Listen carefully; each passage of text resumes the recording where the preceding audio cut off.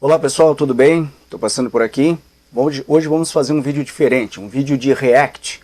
Resolvi gravar esse vídeo aqui em função de alguns comentários que tem na participação, da minha participação no canal do professor Daniel Gontijo, onde eu falei sobre o Opus Dei, onde eu falei sobre maçonaria e também sobre agnosticismo. Desde já eu quero agradecer muito, eu vou fazer um react diante dos comentários que eu considero que foram comentários, alguns pejorativos, outros depreciativos, outros difamatórios, Então, eu acho que fica bacana a gente responder, falar um pouquinho mais com relação a esses comentários. Mas, desde já, quero agradecer muito o convite do Daniel, que utilizou aquele título ali, que é ele precisa fazer um título para o nosso bate-papo. E, claro, agradecer muito ao pessoal que elogiou, que parabenizou o bate-papo, a forma de esclarecimento e tudo mais. Mas eu separei alguns comentários aqui para nós fazer esse react, até para deixar um pouco mais claro, um pouco mais, esclarecer um pouquinho mais do que eu falei, e também porque alguns comentários foram deturpados as ideias que eu falei, Então, vamos lá, vamos começar com esse aqui, ó. Filosofia da Silva, ele diz, maçonaria é religião. Então vamos passo a passo. Maçonaria não é religião. Maçonaria é uma ordem filantrópica, é uma ordem filosófica e é uma ordem de estudos e aperfeiçoamento do ser humano. Então, não é religião, não tem nada de religião na maçonaria. Ele diz, continua, esse entrevistado nem é ateu. Em nenhum momento eu disse que eu era ateu e nem o professor Daniel Gontijo disse que eu era ateu. Simplesmente eu disse que eu era agnóstico, então eu também não afirmei isso. Trocou 6 por meia dúzia, por medo, penso, diz o Filosofia da Silva. Ele considera, quando ele diz 6 por meia dúzia, ele deve estar querendo equiparar o Opus Dei à maçonaria, é uma opinião dele, então sem problema nenhum, por medo, penso, não há do que ter medo. Tem que parar com esse mito que se criou de que se tem que ter medo das ordens e tudo mais, não há o que ter medo. A questão de integridade e tudo mais, isso aí não precisa. Isso aí é um mito que se cria e que as pessoas às vezes gostam de fazer a teoria da conspiração, Então, esclarecido. Vamos para o próximo aqui, ó. Fábio Leite, ele diz, fui assistir com muita sede e foi muito ruim. Mesmo tendo frequentado, o cara parece ter pouco conhecimento sobre a Opus Dei. Em nenhum momento eu disse que eu tinha muito conhecimento. Eu disse que eu ia participar relatando a minha experiência como membro leigo. Então eu tenho uma experiência ali dentro, eu tenho as leituras, outros contatos, e isso cria um certo conhecimento, mas eu não disse que eu tinha muito conhecimento, E diz, faz uma propaganda muito positiva sobre a maçonaria. Não fiz propaganda sobre a maçonaria. Hoje eu sou um membro atuante da maçonaria, um membro ativo, e creio que a maçonaria, na sua raiz, na sua essência, ela se propõe a buscar o melhoramento da sociedade através do melhoramento do homem. Então eu acho que isso é positivo. E diz, imagino que vai ter pouco conhecimento da maçonaria. E colocou algumas risadas ali, também não tem problema, que o Fábio Leite. O que eu posso dizer? Eu busco conhecimento diariamente, eu estudo, eu leio livros, eu participo de tudo que é sessões, de ordens, e busco também aquilo que pode ser contraditório, eu também busco me informar, então não sou eu que vou dizer vou ter muito conhecimento, mas eu busco constantemente todos os dias o conhecimento. Próximo, a Raíssa Maciel, ela diz, saiu do Opus Dei porque maçom não pode ser católico, simples assim. Então vamos lá, maçom pode sim ser católico, aquele que é maçom e quiser exercer, que quiser professar sua fé e participar, seja da religião que for, sem problema nenhum, a maçonaria não impede, nunca impediu. É o contrário. O católico não pode ser maçom devido àquela ameaça sob pena de excomunhão, de estar cometendo pecado, coisas que, por esse motivo eu falei que eu me desliguei da igreja. Então, Raíssa Maciel, é o contrário, tá errado, Saiu do Opus Dei porque maçom não pode ser católico? Não, maçom pode ser católico, pode participar do Opus Dei, pode participar de qualquer outro tipo de ordem religiosa. A Silma Braga, ela diz, esse senhor não conhece nada de igreja, ele sai de uma instituição como o Opus Dei, que é uma prelazia pessoal da Igreja Católica, onde o superior da mesma é o Santo Padre, e vai para uma maçonaria. Fala sério, diz a Silma Braga. Vamos lá então.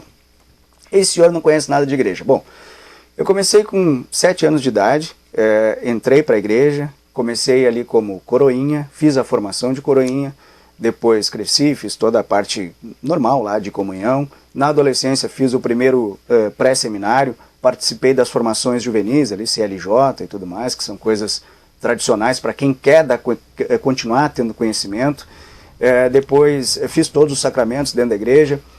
Depois, como adulto, já formado em comunicação social, eu fiz cursos de pastoral da comunicação, fiz outros cursos em seminários, estudei em colégio católico, fiz teologia, né, curso de teologia. Então, quer dizer, eu busquei todas as possíveis formações, e dentro da minha paróquia, da minha cidade e da diocese, eu participei de várias formações. Não só formações, como fui ativo, como visitei outros locais, né, então eu conheço sim alguma coisa com relação à Igreja Católica.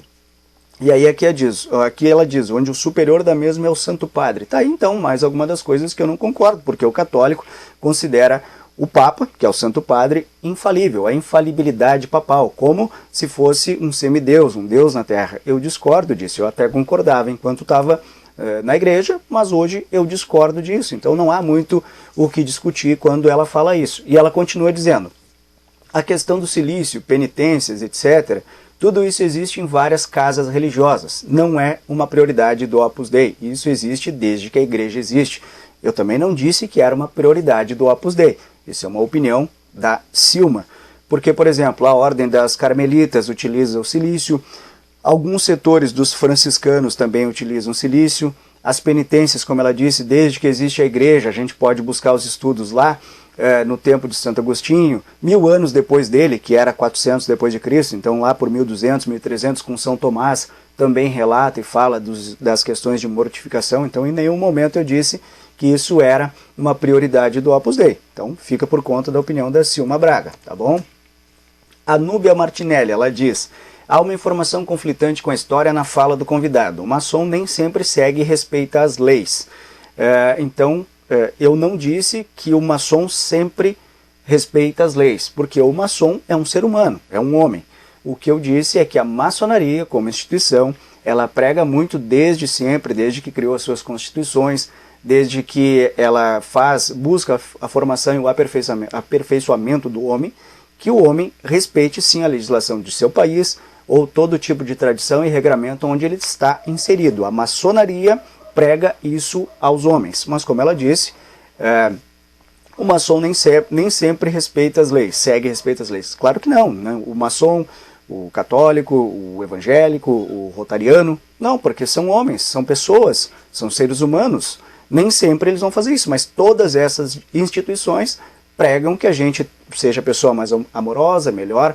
Então não está conflitante no momento que eu digo que eu não disse, né? Todo maçom respeita a lei. Não, não é todo maçom. A maçonaria prega isso. Obrigado a Núbia Martinelli. Vamos lá para mais um. Esse aqui, ó. O perfil aqui, a foto de perfil, se eu não me engano, é de um filme. O nome dele é Brurask. Ele diz, de católico para maçom é a mesma coisa que água e óleo. Acho que concordo. É bem diferente uma coisa da outra. Resumindo, um católico superficial, preguiçoso, sem raízes, progressista. Então vamos lá. Preguiçoso. Nunca, de forma nenhuma. Não sou preguiçoso mesmo, porque estudo e muito. Claro, não vou entrar no mérito, trabalho muito também, mas a questão é o estudo. Né? Então tenho 2 faculdades, tenho pós-graduação, tenho cursos e tenho participações ativas. Então isso de forma alguma, preguiçoso não. Superficial também não. Sempre o que eu vou falar, eu procuro sempre ter algum tipo de embasamento. Não faço especulação, tanto que eu não fiz especulação. Aquilo que eu não sabia, eu simplesmente não falei nenhuma, não fiz nenhum tipo de afirmação, pelo contrário, falei ainda que eu não tinha passado para outros setores do Opus Dei, e eu não poderia falar por aqueles outros setores que normalmente se fazem especulações, como por exemplo no próprio filme, né? Sem raízes também não, porque como eu acabei de falar, desde os meus 7 anos de idade eu estou no seio, dentro da Igreja Católica, né? Então não tem como. Progressista, não sei com que sentido ele quis dizer, se ele normalmente, me parece aqui, até pela continuidade, ficou com um teor pejorativo até meio político, e aí eu não vou entrar nesse detalhe. E diz, hoje está aliado a uma seita.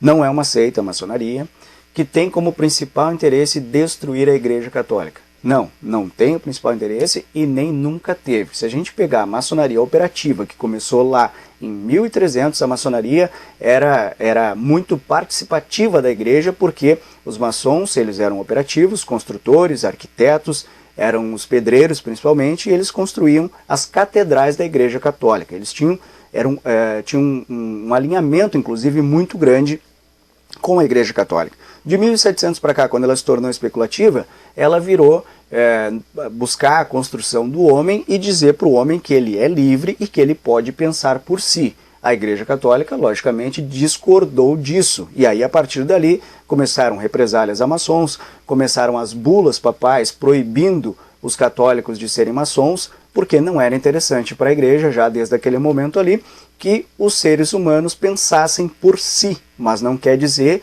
que o maçom dizia, vocês não podem mais ser católicos. Não, mas pensem por si, não precisa fazer exatamente tudo aquilo que a Igreja Católica manda. Ponto. Então, é o contrário. Me pergunto se realmente foi da igreja. Me parece uma história fantasiosa, ele diz, pois não tem como saber a verdade e se aliar ao inimigo. É uma opinião tua, como diz aqui. Não sei em que momento tu achasse a história fantasiosa, o que também não tem problema, mas não tem como saber a verdade e se aliar ao inimigo. Verdade da onde? É a tua verdade que tu está considerando como uma verdade universal? É isso que a gente tem que rever, essa ideia dos conceitos. Muitas vezes a igreja, como sempre foi pela sua tradição, disse o que era verdade, ditava o que era um padrão de verdade. E aí acontece isso. Se aliar ao inimigo, a maçonaria não é inimiga da igreja, se é isso que tu está falando. Aí ele continua, ateísmo é a farsa que existe. Toda filosofia, ciência, estrutura social foi moldada pela Igreja Católica. Não discordo disso, de fato, a própria teoria do Big Bang foi um padre que propôs. Dizer que se o cidadão estudar um filósofo drogado, ateu, é sair do fundamentalismo é a cara desses progressistas. Não, como eu já falei, não vou entrar no mérito da questão do progressista, não sei qual é o filósofo drogado e ateu, pode citar algum aqui porque eu não sei qual é o que tu está falando, mas eu procuro estudar desde a linha aristotélica, antes de Cristo, passando pelos do momento de Cristo ali, como Sêneca, por exemplo, depois ali antes do período medieval, que aí nós temos aí Santo Agostinho, e aí sim agora mais para o período do Iluminismo, porque teve a Idade das Trevas por causa da Igreja Católica, então nós temos ali desde o período do Iluminismo, especialmente Descartes, Kant e tantos outros aí. Eu, sinceramente, não sei se são, nunca ouvi falar, nem li na história deles que são drogados e ateus. Mas eu acho que é muito importante sair do fundamentalismo, que é essa visão arraigada de que a igreja tem que ditar tudo e a gente tem que seguir, né, ao pé da letra o que a igreja está determinando para nós em nome de Deus. E aí a gente muitas vezes vai perdendo a liberdade e nem se dá conta porque tem medo de estar incorrendo em pecado. Então, acho sim que essa questão do fundamentalismo é importante, que todos nós possamos fazer uma revisão e ver se nós estamos pensando por nós ou estamos sendo aprisionados em nome de Deus, em nome da religião, né? Por isso o índice de suicídio e depressão é gigantesco com esse público agnóstico e ateu. Eu vou te pedir para tu apresentar esse índice aí, em qual estudo, baseado em qual pesquisa, qual instituto, aonde que tu tens esses dados. Se a gente for pegar aí pela psicanálise, o Durkheim, o que ele dizia lá? Que poderia ser uma tendência de que os ateus tivessem uma propensão à depressão ou ao suicídio, mas isso não se transformava em dado de fato, apenas porque o ateu, normalmente os religiosos, eles creem que se tirarem a própria vida, eles vão estar fadados ao inferno. E o ateu não vai relacionar a isso, não vai ter medo disso, vamos dizer assim. Mas isso não quer dizer que se converta em dados. Até se pegarmos aí dados, a gente pode ver que, por exemplo, o índice de suicídio entre protestantes, cristãos protestantes, é altíssimo. Então tem que ter cuidado quando faz esse tipo de afirmação aqui, sem ter embasamento e dados, como tu citou bem no início ali com o teu perfil, que não tem como dizer, porque não tem um nome, está escrito Brurask. Mas valeu, isso serve para a gente estar refletindo e discutindo aqui. Obrigado. Mais um, esse aqui também não tem foto e o nome é Nau Ezg. Vamos lá. Faltou falar que o grande arquiteto do universo é Lúcifer. É tu que está dizendo? Tu que está afirmando? Porque se for pela maçonaria que usa o termo grande arquiteto do universo, não é Lúcifer. Cada um, e não se aceita satanistas, cada um tem o seu Deus pessoal dentro da sua religião. A maçonaria nunca diz que tu tem que acreditar em um determinado Deus ou sair da tua religião. Não, o teu Deus, Deus do cristão, que a gente chama o próprio Deus, ou Alá para qualquer outra religião, Tupã, vamos dizer assim, para indígenas, alguém que acredita nos nórdicos, não tem problema nenhum. Aquele teu Deus, de uma forma genérica, é chamado de grande arquiteto do universo pela maçonaria. Então não tem nada de Lúcifer. É inacreditável que estes homens não percebam que são cooptados pelas seitas luciferianas com a casca de sociedade de homens bons. É claro que eles querem homens bons, só assim destruirão a sociedade. Aí fica um pouco aqui como fantasia e teoria da conspiração, então acho que está respondido, né? Vamos lá, Renata de Faria Pereira, ela diz: nada ético o relato do senhor sem cabelos, né? Ou careca, se ela quisesse usar, não tem problema, que se transformou maçom. De Cristo à maçonaria explica-se tudo, sem mais comentários. Ela poderia se aprofundar um pouquinho mais e dizer o que se explica, né? Eu não vejo assim alguma coisa que ela possa estar querendo inferir, mas de Cristo à maçonaria, quantos maçons são cristãos, né? Seguem os preceitos de Cristo, que tinha o seu principal fundamento que a gente fosse amoroso, que nós fôssemos amorosos, né? Tivéssemos amor especialmente. Não tem problema nenhum. Então, de Cristo à maçonaria, isso não é conflitante, tá? Que fique bem claro isso. A Silvana Conceição Gorges, ela diz: que dó, se perdeu no caminho, busque a verdade. Qual verdade? Ela está fazendo uma crítica, né? Se perdeu no caminho. Imagino que ela também seja católica e esteja infundindo que a verdade está dentro do catolicismo. Então é isso que a gente tem que revisar. Isso fica até prepotente, arrogante. Só quem é católico tem a verdade, todos os demais, toda a sociedade não pode também buscar alguma verdade alternativa, porque o cristão ele só diz assim: a verdade está em Deus. Mas e quem é agnóstico, ou quem não acredita, ou quem não segue essa linha desse Deus? Quem é budista, por exemplo, que segue uma linha da paz, uma linha até relacionada à espiritualidade, mas não tem uma crença num Deus criador, ou não tem uma preocupação, o que a gente vai dizer? Aí é só o catolicismo, só aquele setor, só aquela parcela que tem essa pretensa verdade, o resto mais nada serve? Este é o cuidado que nós temos que ter. Próximo, esse aqui também é um perfil que tem uma imagem aqui católica, e o nome é Opus Divinum. Ele diz: parei nos 49 minutos, agora é tomar um Dramin para continuar assistindo. Ficou enjoado então com o conteúdo que eu estava falando. Ele disse: ou esse cara nunca foi da Opus Dei, ou a prelazia precisa rever os seus métodos catequéticos, porque o sujeito não sabe nada de doutrina. Tá, essa é uma parte aqui que ele disse. Ou esse sujeito nunca foi da Opus Dei. Eu fui um membro leigo, participei durante alguns anos ali, foi o que eu falei. Precisa rever seus métodos catequéticos, né? É aquela história. É uma forma de doutrinar e formar pessoas, que o católico acha que tudo isso é perfeito e que a pessoa não pode se desviar, né, destes métodos, vamos dizer assim. É uma crítica que eu faço. Os questionamentos e argumentos dele é de uma pessoa que nunca teve contato com o catecismo. Sim, tive contato, já relatei lá, fiz todo o catecismo desde o início, por várias vezes fiz esse estudo por muitos e muitos anos, revi os estudos catequéticos e por aí vai.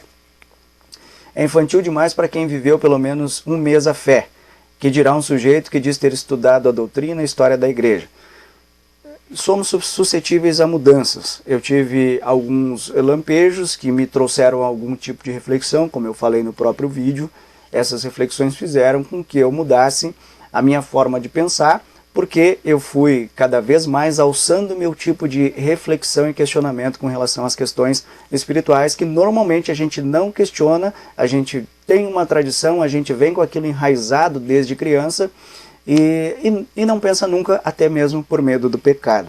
Então é isso, simplesmente eu comecei a fazer um outro tipo de pensamento, e não sou só eu, muitas outras pessoas que são ateias, que são agnósticas, que são deístas, que são panteístas. Está tudo certo, não tem problema nenhum.